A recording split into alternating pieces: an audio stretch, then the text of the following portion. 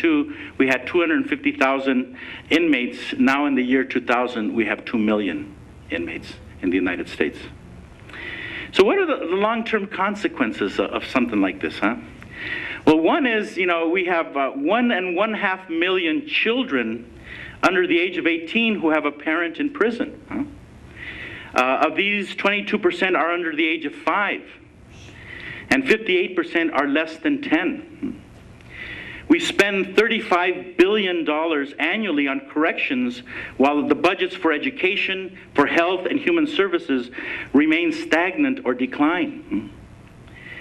Dollars are diverted from probation and parole programs, halfway houses, community treatment options, and other post-release programs so we can build more prisons. Huh? And our attitude, you know, I think one of the long-term effects of all of this has been our attitude as a people. Let's warehouse these people where we don't see them. Let's lock them up and throw away the key. Yeah? They're not human beings. We demonize these individuals. Huh? And so it's not one of rehabilitation, and it's not one of restoration, but rather one of punishment and dehumanization. And so we have such measures as the three strikes and you're outlaw. We have zero tolerance. We have mandatory minimum sentences. We have the use of isolation units, and we can go on and on and on. So in the midst of this, what are the signs of hope that we have? What are the signs of hope? Well, I think one of the things is that we as a people need to look at our whole prison system, because we're not saying that people who offend should not repay their debt. We're not saying that violent people should not be taken off the streets if they are a threat to society. That's not what we're saying. But what we're saying is we need to look at the kinds of structures that we have, and how are they serving us, and how are they serving those that are incarcerated. How are they doing that? You look at a place like Canada, and you see how low the recidivism rate is. Why? What is the difference? Well, because they are interested in rehabilitation. And restoring the restorative justice. We had someone from our group who has been on many of our delegations recently went to Ireland, and they went to a women's prison in Ireland, and they were amazed at the difference in how their system was. That first of all, the guards did not carry any weapons. That they wore normal clothes. That the guards treated the inmates with dignity. They called them by their name, and they didn't address them with epithets and with threats. Amazing thing was, they allowed them to go home for 2 weeks at Christmas.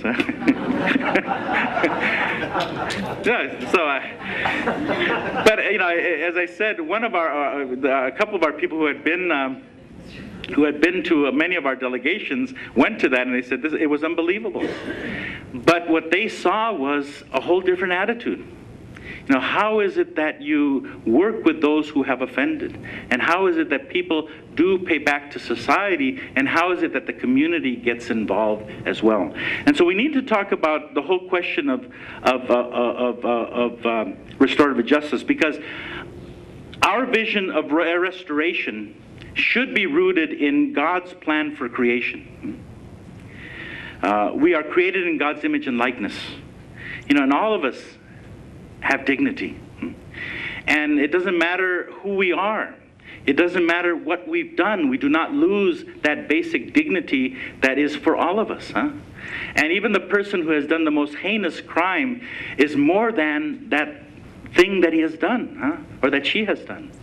We need to understand that we are all created in God's image, and we are all children of God. And so we share that human dignity. And God's desire for us is that we live in peace and in harmony. So how is it that we can affect that in our reality? And as I said, I've talked about the importance of restorative justice. Crime is not merely to be seen, I don't think, as a violation of laws and an offense against the state. That's not how we should see crime. We must see crime as a violation of persons and a breaking of relationships. And I think this creates the obligation to make things right, to make things right. Restorative justice then, and that whole concept of restorative justice, involves the victim, the offender, and the community trying to seek solutions to promote reparation, conciliation, and trust. You know, one of the things that this approach will do is that it will reject that one-size-fits-all mentality, or that you offended, so we lock you up and we throw away the key. We need to explore more programs and methods of treatment. It's amazing how many, when you go inside, how many of these men and women are there because of substance abuse. You know, our prisons are filled with them. And we need to explore programs and methods of treatment. We need to confront the reality of mental and emotional illness, because that's a huge reality with many of the men and women who are incarcerated. We have to explore the possibility of compassionate release.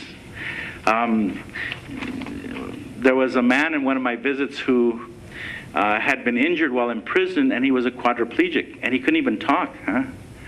And he was just immobile in a chair, but he's serving a life sentence, so he's going to be there in prison under those situations for the rest of his life.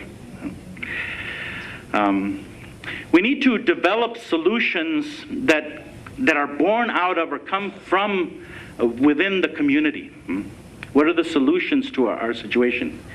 We need to be concerned about the healthy environments for our young people. You know, we put in so much energy and so much time and so much money on housing people, and yet how much time and energy do we put on creating environments for our children that are healthy and safe?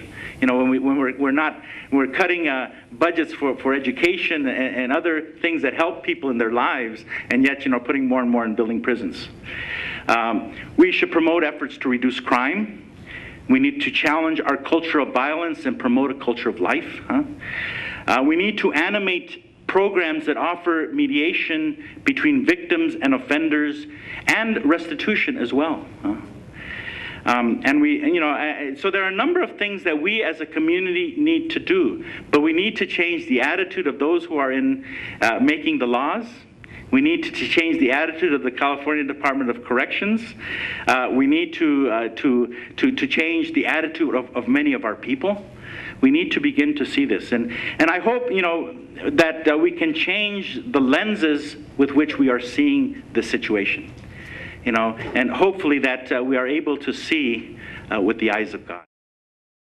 Since the tragedy of 9/11, the Patriot